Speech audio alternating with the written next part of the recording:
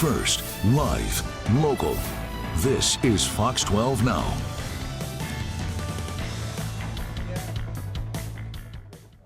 Hello, everyone. I'm Greg Nibbler. This is Fox 12 Now. Appreciate you joining us wherever you are. Thanks for finding us. You know, we get to have some great conversations here on the show, and sometimes they're about things that even I don't fully understand. Maybe that's a lot of the time, but this is one of those, but I know that it's very, very cool what is going on. So gravitational waves, something that were theorized by Albert Einstein over a century ago, proven to be real, and now a new breakthrough has happened in observing them, led by someone from Oregon State University, and that is Xavier Siemens right here, professor of physics. Javier, thank you very much for joining us today. I know this is a really complicated thing for people who are not astrophysicists to understand, so assume that I'm not.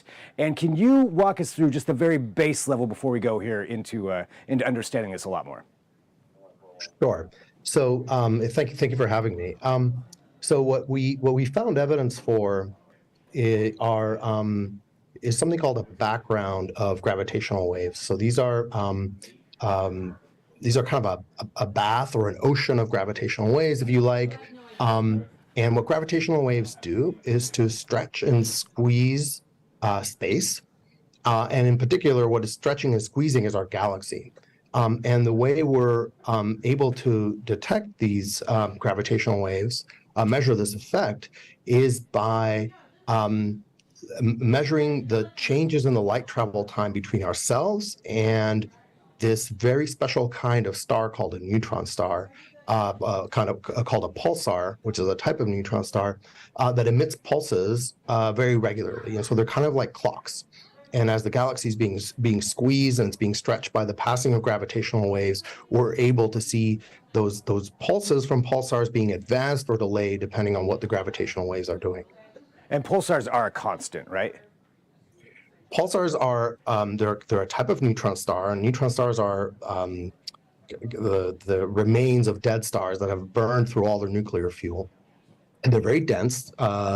They're about the mass of the sun, or a couple of times the mass of the sun, but they're the size of a city like Portland, for example, so a few miles across. So extraordinarily dense, and they rotate very stably. And what they do is, so they rotate very fast and very stably, and they have magnetic poles from which they emit radio waves. And so there's kind of like lighthouses. As they spin around, if the beam of the pulsar sweeps past the Earth, then we see a blip of radio waves. And so what we do is we point radio telescopes at these objects, and we measure those blips over, we do this about once a month for, in our case, we did it for 67 pulsars for 15 years. And wow. we found evidence for the stretching and squeezing of the galaxy from these pulses arriving a little earlier or later from these pulsars, and they do so in a correlated way. So, if the galaxy is being, say, squeezed this way, it's being stretched the other way, then a pulsar over in this direction will be, say, brought toward Earth. A pulsar over here will be stretched away, and so these pulses from this guy are advanced and these guys are delayed. So there's this correlation between all the different pulsars depending on which direction you look at, and it's that correlation, which can only be due to gravitational waves, what we have evidence for now. I mean, that is a massive undertaking there. You just said there was 15 years. I can't imagine how many telescopes are involved in this or how many different ways you're doing that. Actually, tell us about that project. I mean, how many people are involved in this? Sure. So there's a right. So the U.S.-based collaboration, U.S. and Canada-based collaboration, is called the North American Nanohertz Observatory for Gravitational Waves, and NanoGrav for short. And we use, for this data set, we used 3 different radio telescopes: the Very Large Array in New Mexico, the Greenback Observatory in West Virginia, and the Arecibo telescope in Puerto Rico. So we have data from all those 3 telescopes in this latest release that we've analyzed. NanoGrav, there's almost 200 of us, 200 students and scientists, primarily in the U.S. and Canada, but also in other places around the world. In addition to this, we also collaborate with people from around the world through an organization called the International Pulsar Timing Array. And this has groups in Australia, Europe, India, China, and South Africa. The Australian group, the European group, and the Chinese group submitted simultaneous papers with different degrees of evidence for the same phenomenon that I just described. Wow. I mean, so truly a global effort, really, when it comes down to it. Yeah, Yeah, adding all these teams absolutely. together. So, with this discovery, or rather observation, I'm not sure which would be the proper way to categorize that, but observing this, what does this mean to you? Right. So, we're not 100% sure yet what the source is of these gravitational waves, but we have a strong suspicion that they're from supermassive binary black holes. So supermassive black holes are black holes that live at the centers of galaxies, and when galaxies collide, the black holes at their centers eventually merge and orbit around one another, emitting gravitational waves. And the signal that we think we've detected is the superposition of all the gravitational waves from all the supermassive black holes in the universe, emitting gravitational waves that are in the process of merging. So each binary black hole system emits a single note, say, and what we're looking at is an orchestra or a choir of all those of all those signals from all the supermassive black holes that are merging in the universe right now. The combination of every single one of all of that happening at the same time. That's right. I mean, that's just so massive to even think about something that of that scale. You know, thinking about what you can extrapolate from this data, what could this mean going forward for our understanding of the universe? Right. So first of all, we think that galaxies evolve by merging. So if you look at the universe, very distant galaxies, so how they were a very long time ago, because light takes time to get to us. So if you see something that's really far away, you're seeing it how it was a really long time ago. So we look at galaxies that are very distant. They're generally very small and kind of fluffy, irregular objects. If you look at nearby galaxies, they're much larger and more structured. And so the idea is that galaxies evolve through merger. So you have galaxies early on in the universe that are merging to form slightly bigger ones, and slightly bigger ones merge again, and so on, in a kind of a hierarchical tree of mergers that results in the size and structure of galaxies that we observe around us today. So, since galaxies have supermassive black holes at their centers, each time throughout the history of the universe that these galaxies merge and the black holes emerge, emitting gravitational waves. So by measuring the properties of the signal that we are detecting, which we will be doing over the coming years, much more carefully than we've been able to so far, we will be able to unravel or figure out how structure assembles over cosmic time. So how all of these galaxies could how often they merge, how big are these galaxies, how often they merge as a function of time, how big a black holes do they have at their centers. This will tell us about basically how structure grows in the universe. Just understanding the fundamentals of the universe and how it works. Yeah. Wow. Tell me some more about Oregon State. You know, Oregon State being involved, I think that's really great. Of course, people around here are going to be very excited about that. But how did you get involved in this program personally? Right. So I heard about this idea I heard about this idea about 16 years ago.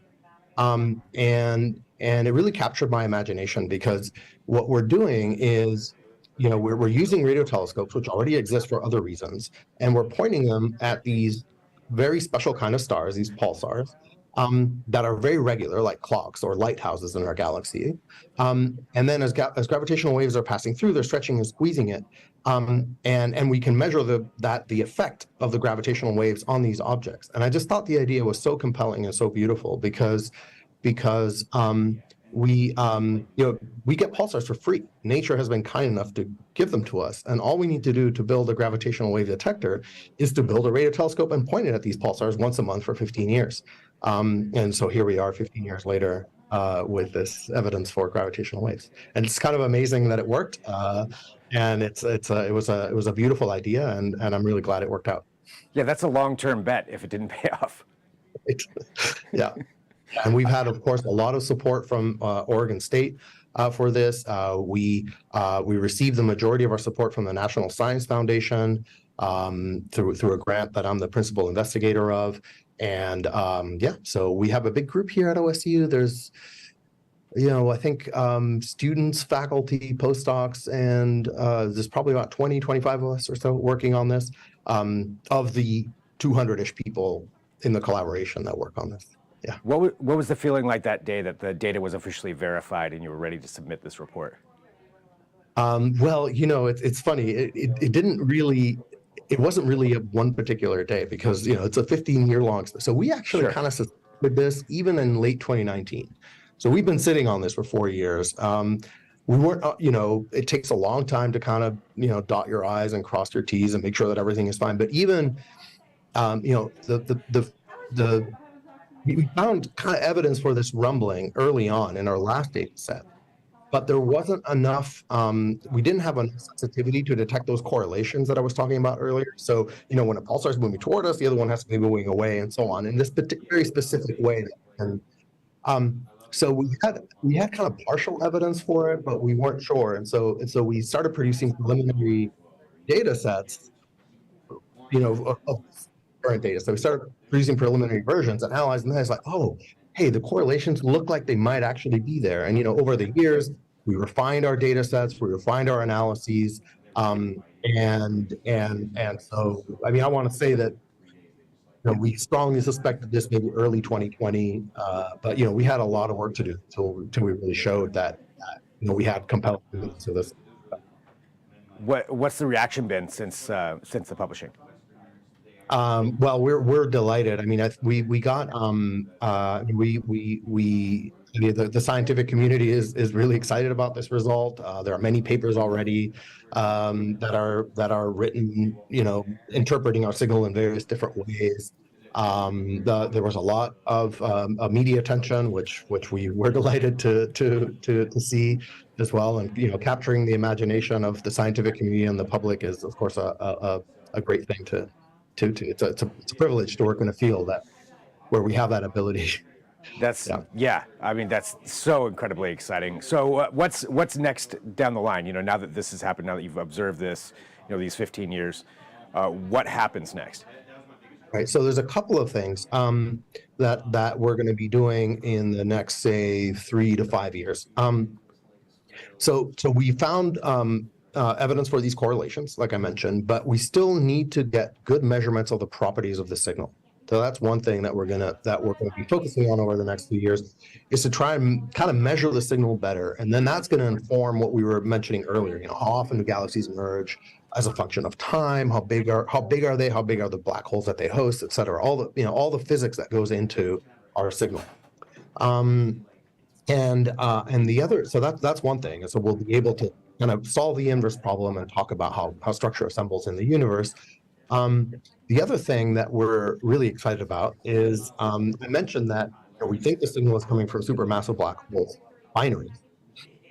And if there happens to be a binary that is sufficiently massive, sufficiently large, or sufficiently nearby, then it ought to stick up above the choir or the orchestra. We ought to hear that individual system sticking up above that background.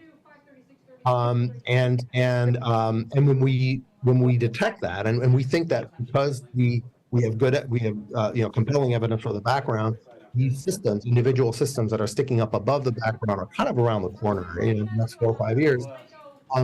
We will then be able to follow the systems up, not with other observations. We could point radio telescopes, X-ray telescopes, optical telescopes across the electromagnetic spectrum, and study them not only with gravitational waves, but also with other kinds of observations. This field is called multi-messenger astrophysics, and it is very fruitful. Of course, you learn a lot of things when you study them through various different channels, right? Gravitational waves and X-rays and optical and all the wavelengths of light that we can get at and really understand these systems much better than we've been able to understand them before.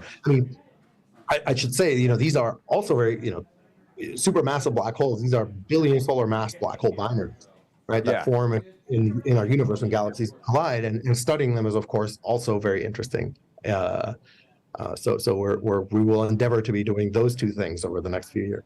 Yeah, and understanding the trajectory of how that could all happen, where it's all going to go, and I would imagine that's part of that as well. So Man, that's fascinating. Truly fascinating. For everybody out there who wants to learn more, and obviously, no one's going to be at your level, not a lot of us, but to understand, some more of what the study actually encompassed and what all this could mean, and where would be a good place for them to go to check that out? Probably nanograv.org. Nanograv.org. Okay. And what does that stand for again? North American Nanohertz Observatory for Gravitational Waves. There we go. I didn't have that one memorized, but still, that's amazing. Yeah, Javier, thank you so much for joining us to talk about this. Yeah. I mean, congratulations on the research, and it's really cool. Oregon State University being involved and at the forefront, and you as well. And man, what a monumental observation and discovery that you've made here. Thank you so much. It's a pleasure to talk to you. Thanks, Javier. All right, and thank you everybody for joining us here on Fox 12 Now. Appreciate you very much being here. I think that's so fascinating. I'm gonna have to dig into that a lot more here after this, but you can always go back and watch this interview while you're watching us live right now, but you can watch it on our YouTube channel. All of our interviews are right there. Coming up here in just a little bit, I'm gonna be back. This is completely switching gears, going in a different direction. Yakov Smirnoff is going to be here on Fox 12 Now. So we're going to be talking about his foray into the metaverse. None of those words make sense together, but that's what's going to be happening. So that's what we're going to be discussing with him. So that's coming up here at 1:30 p.m. Pacific. So if you're watching live, you can join us right then and be a part of the conversation. So thanks for tuning in. I'm Greg Nibbler. This is Fox 12 Now.